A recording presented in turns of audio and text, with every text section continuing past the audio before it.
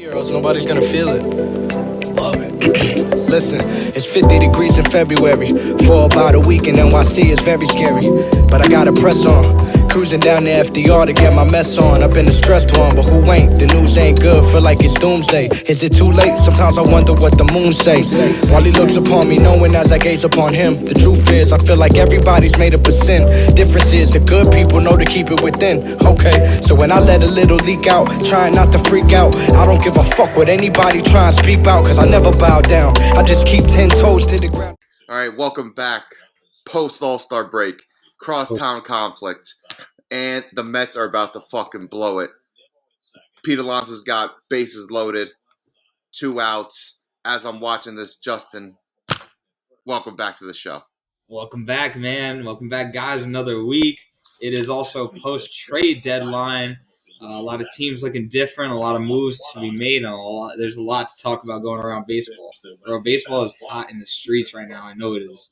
The New York Yankees are bringing the old boys back into town. The boys are back in town for the Yankees. Where the fucking boys? Hey, yeah, we're bringing the big lefties to the fucking Bronx. You know, that's the way it was always intended to be. They got the lefties that they needed all year round, but they finally listened. Alonso Jan foul ball. But Anthony Rizzo is probably the biggest acquisition they've had in years, realistically, at the trade deadline. He's an absolute game changer for them. 1, he fucking smokes balls into the short porch.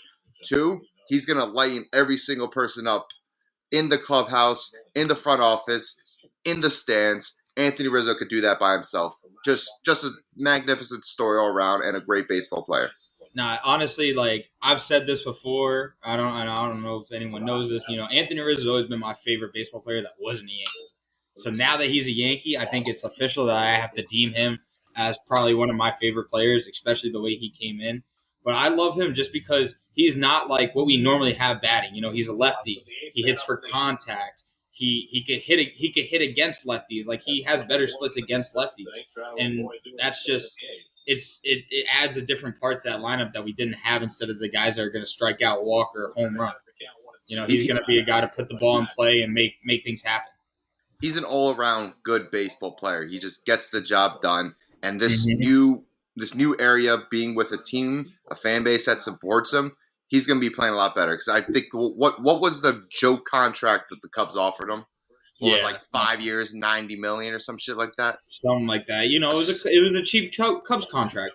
They love doing those contracts. Pete pops out, you piece of shit. No, foul ball. We're still alive. We're still alive.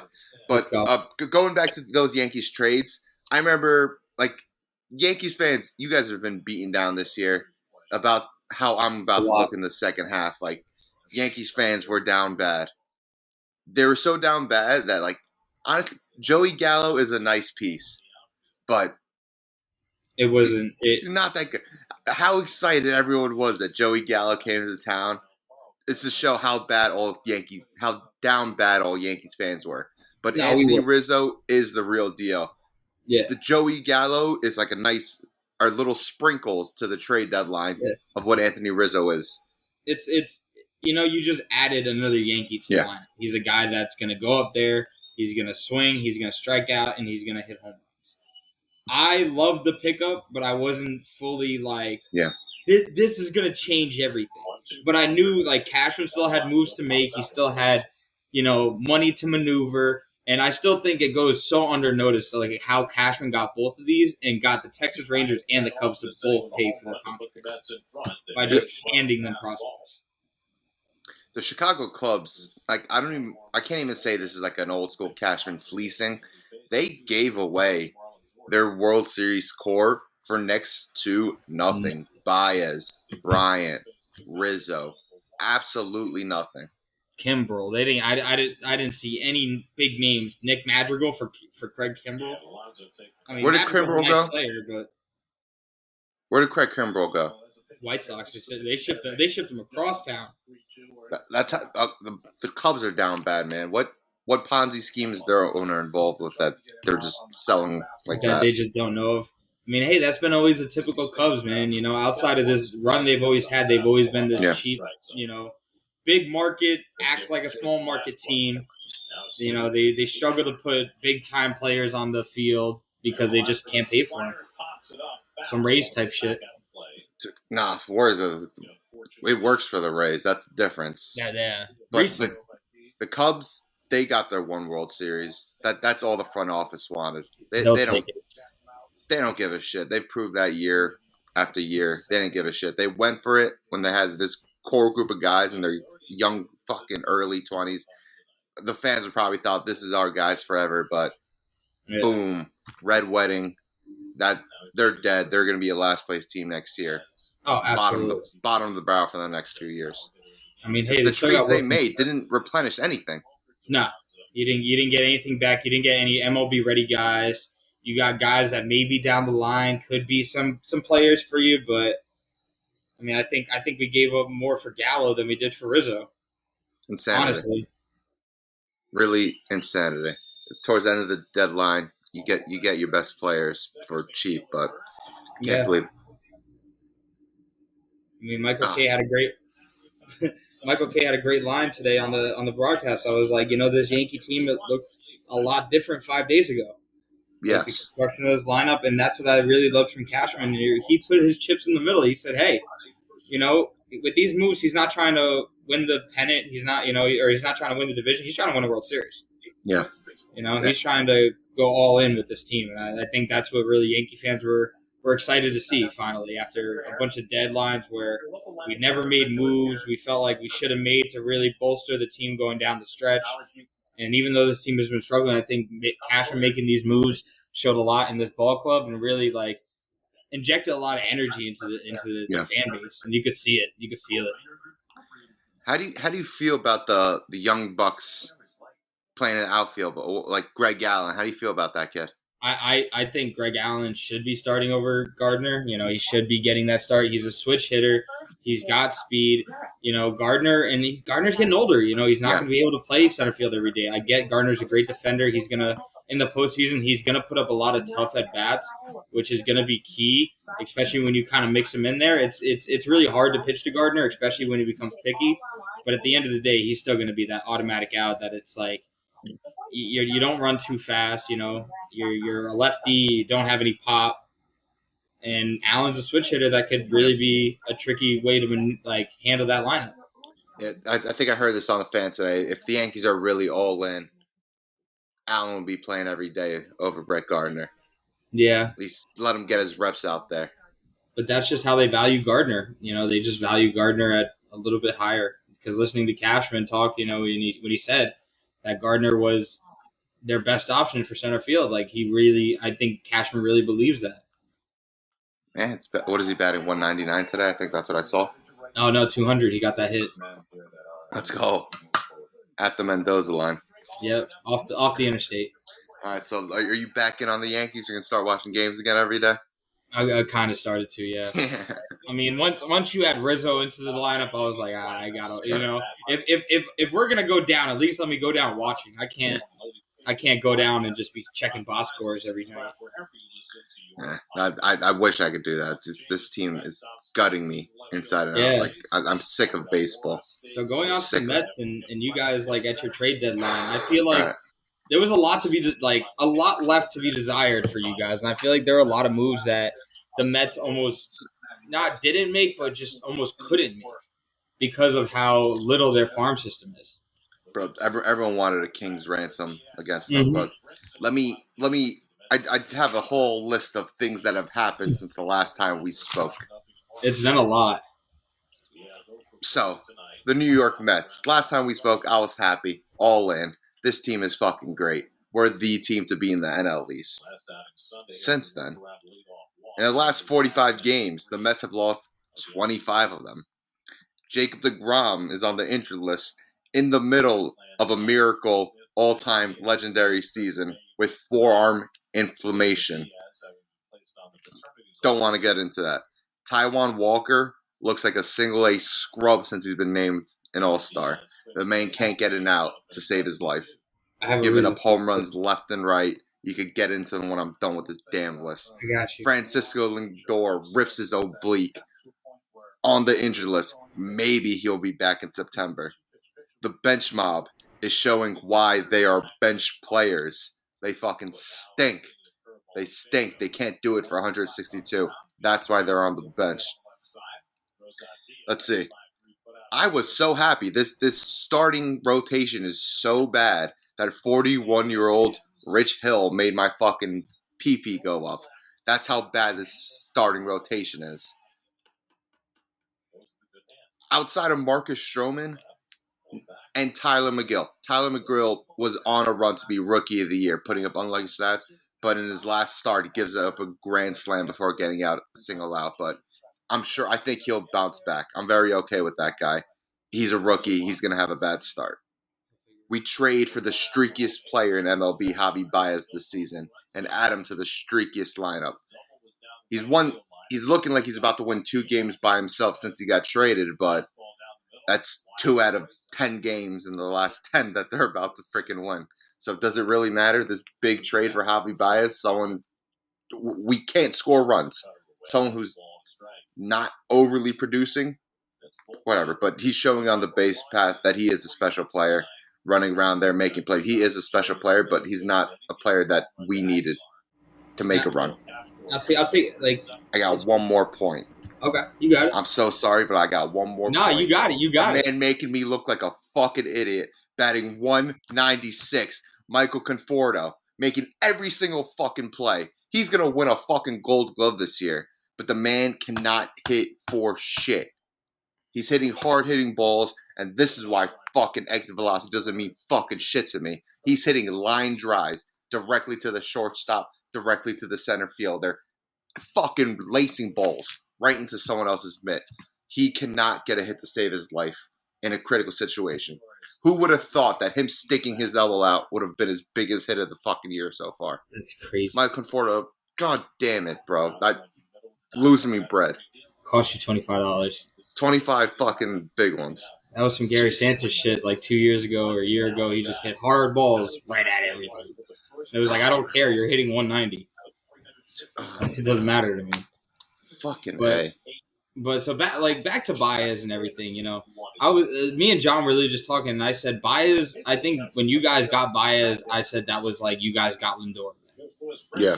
You guys got a good defensive player. He's gonna make the flashy plays. He's gonna make the highlight reel plays. He's gonna have a few bombs, but he is the most streakiest, inconsistent, and just not like a guy that could really carry a team.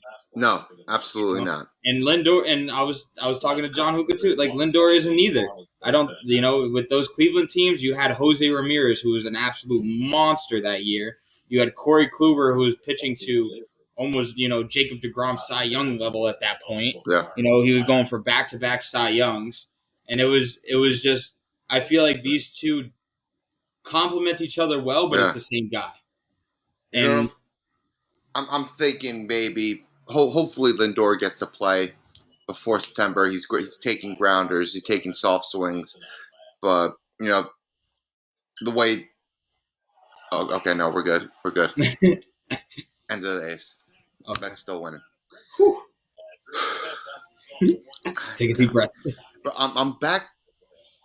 A few episodes ago, I was a different person. I was expecting the Mets to win every single night. There was some chipperness to you. Yeah. There was a pep to my fucking step. I expect them to lose every single night. Yeah. Especially against the last place fucking Marlins. It's back. I wouldn't even be surprised you guys play the Nationals. You guys lose 2 out of 3. We play them 6 times this month too.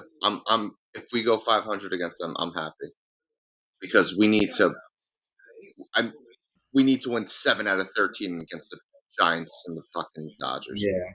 But back to the point, Javi Baez, I'm hoping that maybe they got some kind of connection where they want to one-up each other. And it's going to turn into some little inner competition between the both of them that they both want to be the big dog, but they're both friends, so it's not going to tear the team apart. They're going to thrive seeing each other play well, but they're not going to want the other one playing better than them. Yeah. So I think that's the only thing they got going from so far. Javi Baez, great player, but not what you guys needed. No. I think you guys needed Chris Bryant, and I've said that. I've said I still think that Chris Bryant is a better overall player than Javi Baez. He's a more complete player. Javi, like I said, Javi will make the star spangled, plays and end up on the highlight reels. Chris Bryant's going to go out there. He's going to hit 320 every year, He's going to 30 play bombs, and be a fucking lockdown defender at third. Chris Bryant's the player I wanted. Javi Baez, I wasn't overly excited when we got him, and that's me talking fucking. I did a backflip for Rich Hill, Well, that's the thing. I think you guys also needed pitching too, and I feel like that really wasn't addressed. Yeah. Because going back to the Taijuan Walker point I was going to make, Walker hasn't pitched this much going that deep into the year, and especially not pitching too much in 2019, hardly pitching in 2020. His arm's going into a place where it's like I haven't been like this in a while, and that's going to affect him. I think I heard on the radio today saying this is the most he's pitched in his career already. Yeah. Through 4 months of baseball, and it's just kind of mind blowing. He's always been like injury prone, or he's just never gotten there to the point where they gave him enough innings. Yeah, I think the front office was just kind of relying on Jacob deGrom coming back, Carlos Carrasco being ready to pitch, which he's done all right, but you could tell he's not ready to go. He's 6-7 yet. Yeah. He should still be in the minors right now rehabbing. I think so too. And that maybe Noah Syndergaard will make 4 starts in September. But I don't even think Syndergaard has enough to ramp up. So I think even if you do get Syndergaard back, he's going to the bullpen. But I did hear today, like, at the trade deadline, the Mets knew they weren't getting DeGrom back till September. Like, they knew that going into the trade deadline. So, and I heard they wanted to go after Kyle Gibson. It's just you guys didn't, between Brody pretty much depleting your farm system and just you guys not really having too many farm guys. It's just and with Moneybags Cohen, I think everyone was just trying to gut them. Yeah, honestly, I mean, would you not? It was a seller's market. Look at the if you really want to talk about it, the Nationals fleeced the Dodgers. Yeah. I think they fleeced the Dodgers. They got a really good stud in the pitcher Josiah Gray. The catcher they got back, I think if you give them 2-3 years, they're going to give you guys problems in that division. If they could keep Juan Soto happy and let these guys develop, they're going to be a problem once again. Mm-hmm. Which I think they will. I think that's why I think they kind of wanted to get rid of Trey Turner, because I think they realized our main focus has to be Soto. He's our young star. He's going to bring us into the next generation, where Trey Turner, he's middle aging, he's young, but he's not young, but he's not old. Where did Trey Turner go? Dodgers. Who did these 3 teams get? The Padres, Dodgers, Giants. They're gonna beat the shit out of each other. He was in the Max Scherzer deal. He was part of it. Jeez, 2 of those teams, one of them is only gonna play 1 game in the playoffs, and that's fucking insanity. All 3 of them are at 60 wins already. Mm-hmm. And whatever team comes in second place is going to beat the shit out of whoever comes out of the NL East. Yeah. It's going to be a dogfight. It's just going to be an NL West dogfight. One of these teams are going to beat the shit out of the Phillies in the first round of the playoffs. Absolutely. Absolutely. Because the Mets aren't going to make it. Bro, think about that. The Dodgers, I think, have an all-star at every position. Yeah. They have the money to do it. They're all in right now. Yeah, they are all in. And think about that. Imagine if all this shit with Bauer never happened, they still would have had Scherzer and Turner. So you would have had a rotation of Kershaw, Scherzer, Bauer, Buehler, Urias. Yeah, and without Bauer, they got fucking what? David Price? No, Cole Hamels now. Cole Hamels? Jesus Christ. They got 6 guys who could go on any given day. Yeah. Jeez, like who needs this many pitchers? They just got guys that could just throw. Who did the Padres pick up? The Padres, I mean, they got a Freeze from Pittsburgh. Who else did they go after? They almost had Scherzer, and then that fell through. Yeah. I forget who. I think they picked up another pitcher. I saw that was announced early. Yeah. A lot of people look stupid this trade deadline. this was a wild trade deadline, and for the Mets to come out with just Rich Hill and Javi Baez, but I'm taking a deep breath because I remember at the beginning of the season, I just wanted to see positive baseball. They're not playing it right now, but overall, they've exceeded my expectations because they've been playing so well. It's what happens with baseball. Like, you're in, you just think, this is it, this is the year. But because it's the Mets, like, I assume that they're going to have one positive year and then go 3-4 years without sniffing the playoffs. Hopefully, this is just a baby step building towards a championship caliber team. Now, I heard a question today, and I wanted to ask you: if let's say you guys don't make the playoffs this year, does Steve Cohen go into the bank over the offseason and just start throwing money at people? Yes. Like, does he George Steinbrenner the shit out of it and just start giving whoever money? It's a shame because the wild card isn't an option this year for anyone who's not in the NL West. So you have to win the division. I think anything short of making the playoffs after being in first for maybe 3/5 of the baseball season will be a disappointment of a season. Even if they finish with 90 wins, 89 wins, it will be a disappointment, especially to a Phillies team who fucking sucked, but they just turned up, just like the Nationals turned up that one year. Yeah, one other World Series run. If they get beat up in the first round of the playoffs, can't complain. Made it to the playoffs after not being there in 7 years. Yeah. But if we don't make the playoffs, I do expect this team to make moves. And just, I don't know why. Like, on paper, this is a phenomenal lineup. Guys can hit, but it seems like every time someone gets a hit, no one's on base. And when someone's in scoring position, no one could bring them home. Yeah. Like, guys are hitting. Big Pete's the only guy who's been consistent all year. He having a little bit of slump 5 games, but since the home run derby, he turned up. Yeah. He was turning up right before that. He got hot, helping the Mets team to win, but he's ripping home runs like Carlos Beltran has home runs. Like, he's hitting home runs in games where they're already losing 4-0. No one's on base. But he's getting his stats up, but no one's on base. No one's contributing. Stroman, Big Pete, Brandon Nimmo, and Jeff McNeil, and a little sprinkle of Don Smith. Outside of that, no one else has been consistent. The bench mob was a fun thing to watch, fun when it was happening, but you can't have those guys play every day.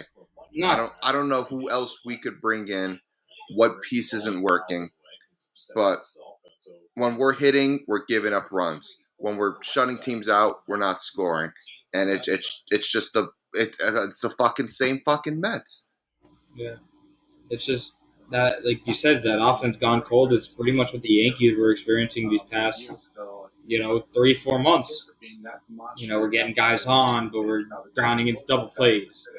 We're hitting home runs, but they're only solo shots, and it's just like nobody's been able to bust the game wide open, really expand the lead and take it into that next level, which is now, I think, what's kind of happening with us, where it's like, I feel like the Mets and the Yankees were kind of even. I mean, we had the same record going into the trade deadline, going into the All-Star game. It was just totally different standings. But now I think you're starting to see kind of like the difference of the moves each GM made. Not that I'm saying, one was better than the other, but you're starting to see, like, one addressed something that I feel like the team really needed and put, like, all his chips in, and the other was a little bit, like, Steve Cohen, I feel like, was a little bit more timid because, one, he didn't want to feel like he got fleeced. Yeah. And I think he really wants to bolster that farm system, but at the same time, you just put a lot of money into a shortstop, and you're putting a lot of money into this team that you expected to win, and you go into the trade deadline and you want to be picky about your farm guys that you don't even know, or But you got Ronnie Mauricio that you could have sold. He's a shortstop. You have shortstop locked up for the next 10 years. Why do you keep him? Donald, maybe I'm thinking just let him develop a little more, make him a juicier chip. But one thing is also, like, you don't want to go all in on year one of this new regime and it blows up in your face. No, that's true. The but like I was saying, not making the playoffs will be a disappointment. This team needs to finish strong and just figure out what they're doing, and cannot get fucking blown out by last place teams. Got the shit. The Reds are a good team, but they're not sniffing the fucking wild card this year. They might be. They got to catch the Brewers. They might be. They could win the division before they could get it. Before they get a wild card spot. Let's see. They're a few games behind the Brewers, but they're 4 games behind the Padres. Okay, how many games behind the Brewers though? They're 7.5 behind the Brewers. They're not catching the Brewers. The Brewers have been going on an ungodly tear. Okay. You know, that lineup has been hitting. They got Eduardo Escobar. Willie Adames was a great pickup for them. You know, I think they're running away with that division, but with Tatis being out for the Padres, I think that changes a lot. Yeah. That changes a lot with how that dynamic of the team is and how explosive they are. Because that man, I mean, even on a partially torn shoulder, that dude was hitting rockets. Bombs. So I mean that he's next level special to the point where he is the type of player that could carry a team to a playoffs on his shoulders by himself. But they really want to. But they have the team. They have the pieces around him to stay afloat until he gets back. Yeah, is he coming back this year? They said it might be season ending. Really? All right, that's a shame. It is. You hate to see that. I hope the Reds make a run. I mean, I do too. I'm kind of here for it. You know, give Joey Votto a chance to play more in the playoffs. Yeah, I wouldn't be upset if they make a little run. They always have a good team. Joey Votto, he's one of those guys like what's his name on the Nationals. Oh, Ryan Zimmerman. Ryan Zimmerman. He's been there the entire time. Been a great guy. Thin, great with the fans. Can we talk about how he really almost he missed that streak of 8 home runs in 8 straight games by that much? Yeah, by an inch. What did he hit? The orange line at Citi Field? Yeah. Which is one of the deepest ballparks in the fucking country. Dude, incredible. What is he, 38 years old too? Yeah, going on an insane run like that. That was just crazy to watch, and I was so happy for him every time he hit another one. 7 days in a fucking row. Incredible. For any baseball player. I think he had 9 in 7 days. Outstanding. Man, Joey Votto. That's the guy, how it just doesn't happen for baseball players. So many greats just don't even get the opportunity to play in a World Series sometimes. Yeah. Or even just I think he rarely sniffed the playoffs. A couple first round exits, that's maybe it when he was just coming up. Yeah. But as far as I can remember, I don't remember the last time they were in there. No. I think when they got Noah hit by Cliff Lee in 2010. Jeez, Cliff Lee. Or no, Roy Halladay. Some fucking those Philly. I can't believe the Yankees handled that Phillies team with that pitching staff. Yes, sir. Never forget. Never forget, Phillies fans. Cliff Lee. All right, speaking about the Phillies, they're not even playing good baseball. Their bullpen is trash. Bro, the Mets are so awful that they're letting this team catch up. Well, the Mets are only in the position they're in because everyone else has been playing so bad. The Phillies have gone from playing bad baseball to mediocre baseball, and they're catching up. I guess if we win today, we'll only be a game up. If we lost today, we would have been half a game up. But did you know Bryce Harper's batting .304? Yeah. Dude, if you look at his slash line, he is having a sneakily He's having a nice little year. And it's I think it was 17 home runs, over 40 ribbies, I think close to 15 stolen bases. Yeah. He's playing like a complete baseball player. And as much as people want to talk shit, Bryce Harper for a ball club, he could really he could get that team going, and especially in a town like Philly a hardworking town. I feel like he could really get that. He's gonna really get that team going if he got hot like this. And he's gonna want a chip. Imagine leaving the Nationals thinking you're never gonna win a chip there, going to take the money, and they win the next freaking year. What? Oh man, what a story! That's awesome when you think about it. But imagine being him. Oh no, yeah, he hates the Nationals. I bet he does. Dude. I bet he hates the Nationals. He's gonna like when I can admit it. He's a great player. Like he's one of those guys. Like he's gonna quietly just beat the shit out of teams no matter where he's on. He is like one of those elite players, but he doesn't get talked about because I guess he was so hyped up at one point. Yeah, I mean they had him on Sports Illustrated at 17 talking about the next all-time great. They were already calling him a Hall of Famer. Man hasn't even played a JUCO game yet. Yeah. But yeah, he's doing it. Like I remember at one point they're like this man's like a 8-year veteran and he was like 26 years old. Yeah, it's freaking crazy, bro. He's been doing it. What also hurt him too is he came up with Trout, and everybody compared him and Trout. And when you can't compare him. I tried doing it. I was bigger Bryce Harper fan than I was Trout fan. And it's like Trout's just that guy. Trout's just good. At what point are we gonna say Mike Trout isn't that good? I feel like WAR was created just to justify Mike Trout being good. And Tatis. Yeah. Although you see it on the field. Tatis is a fucking sicko. Yeah, but I saw a tweet from Heyman that was like, outside of Tatis being the number one guy in WAR, it was like second was Trey Turner. And I was like, what the fuck does that even mean? Yeah. But yeah, I feel like WAR was literally just a way to calculate how great Mike Trout is. Yeah. Because you just, I don't know. I still don't know the fucking math. Oh! Man down. Oh! It's like the Mets season recap right there. Fuck. It's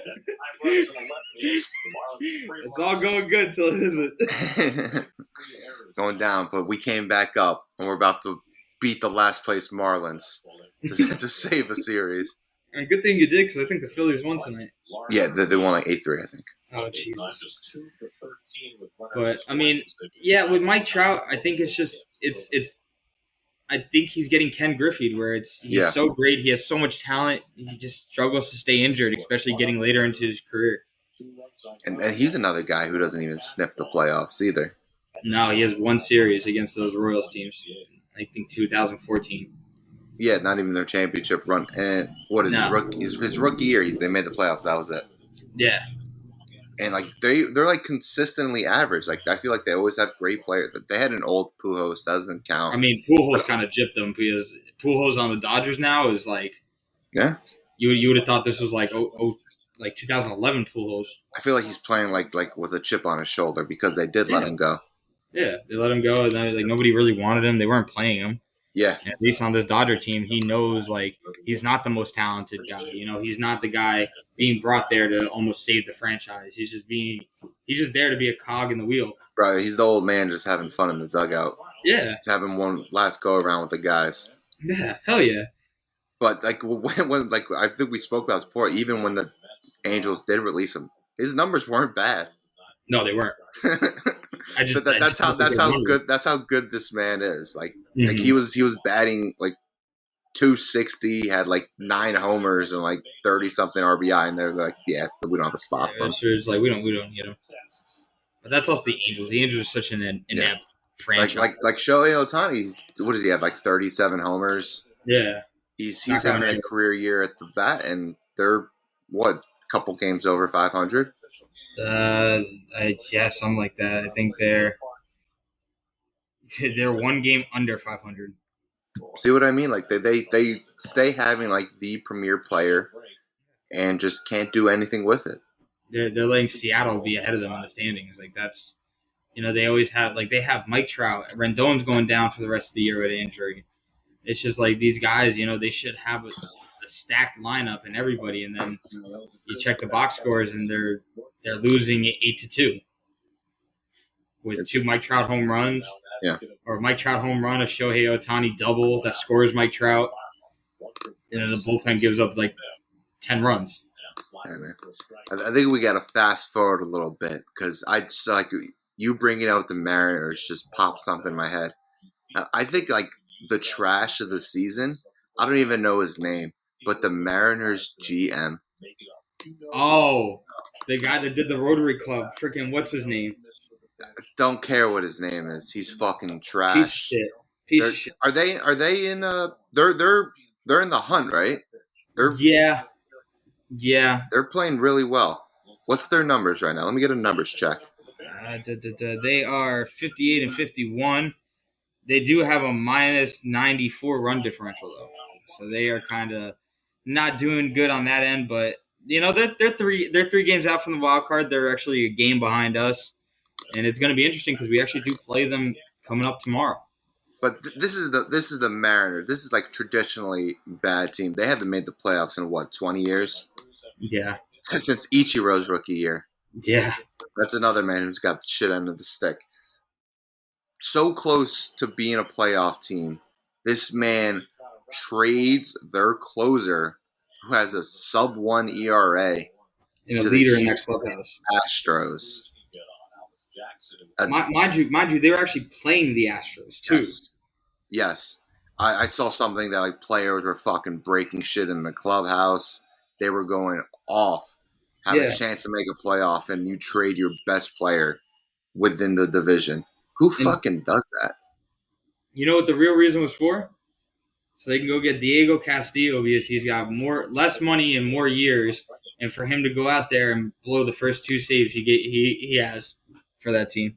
Bro, no one don't like it's not his fault, but no one's fucking with him in that clubhouse. No, everybody's like, dude, we really like. No offense to you, we really just don't want you here. Bro, you go from having a shot to just because I think when they made the trade, like they were the wild card or they were. Yeah, they were ahead of us. They were actually riding high off of like a big walk off win.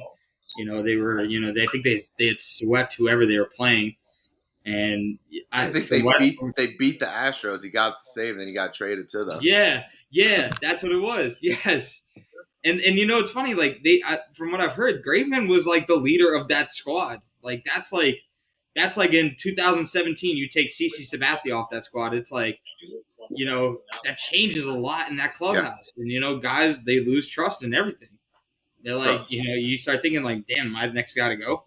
Like, who would ever sign their, like, they wouldn't go out of their way to sign any free agent, but who would want to sign them? Unless, like, you grow up in Washington. Robinson Cano.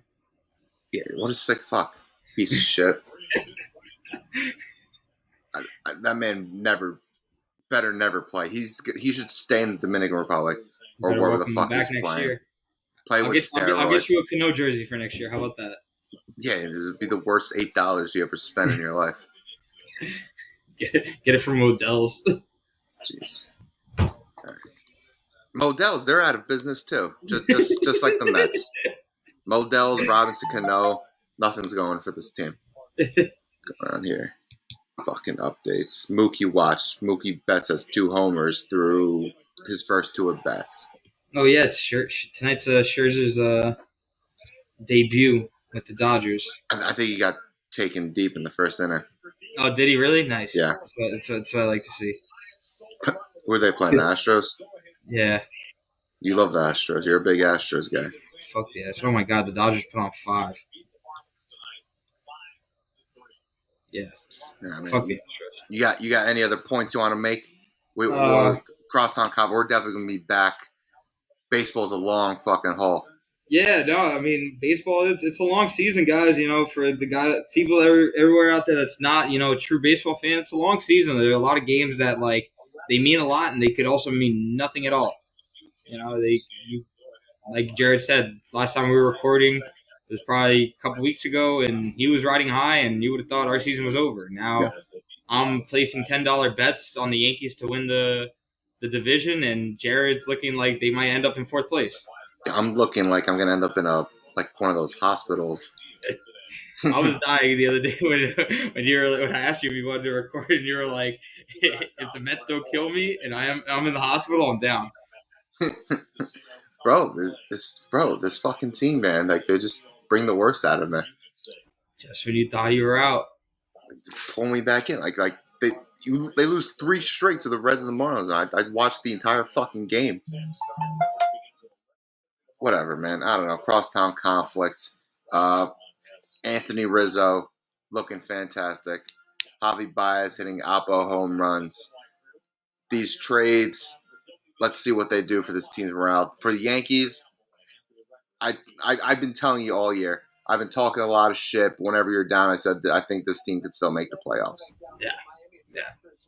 The Mets, these motherfuckers. That's all I got. Yeah. I mean, if only we could just keep COVID out of our locker room now. Yeah, losing Garrett Cole is big. And Montgomery. Is Montgomery done for the season, though, outside of COVID? Nah. Okay. I mean, he's been like Tyone. You know, those two coming alive in the second half, I think that's going to be our big push to try to really make the playoffs. Congrats, Tyone, on, pitcher of the month. That's my GOAT for, say, a month. The month we haven't recorded. I can't even give anyone a fucking GOAT. I would have given a Pete, but like he's not been good the past 2 weeks. Well, he's been good, just the team hasn't been good. Yeah. You can give it to the cat from yesterday. All right, yeah, Yankees cat.